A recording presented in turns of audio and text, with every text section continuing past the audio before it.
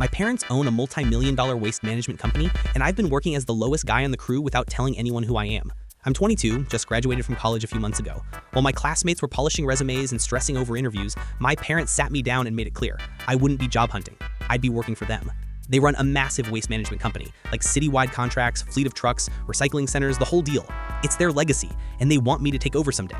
But they also made it clear I wouldn't be jumping into some cushy office role with a fancy title. If I was going to lead the company, I had to understand it from the ground up. Fair enough. I actually respected that. So I started at the very bottom. One day I was on a truck hauling trash bins in the rain, the next I was elbow deep in recyclables at the sorting center.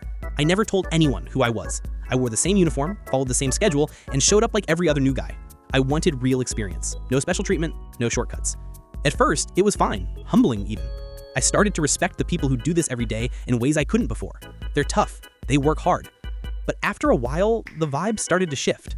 I was doing more and more of the grunt work while others kicked back.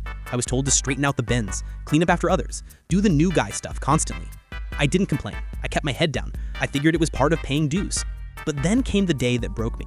It was raining hard and we were already short-staffed. I barely slept the night before, showed up exhausted, and got drenched within the first hour.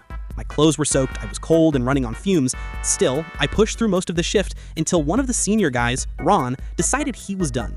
He dumped the rest of his task on me and said, "You're the new guy, you handle it. I gotta leave early." I snapped. Politely, but firmly, I told him no, I wasn't doing his work. I was done letting people pile on just because they outranked me. He stared at me like I'd grown a second head. Then, with a smirk, he said, "Careful, management might not like it if I start talking about your attitude." I looked him dead in the eye and said, "Then let's go to management right now." He blinked, didn't say another word, just walked off. That was the first time I've ever stood up for myself like that at work. I didn't play the "I'm the owner's son" card. I still haven't. But I'm starting to realize being the boss's kid doesn't mean I have to accept being walked over to prove I'm humble.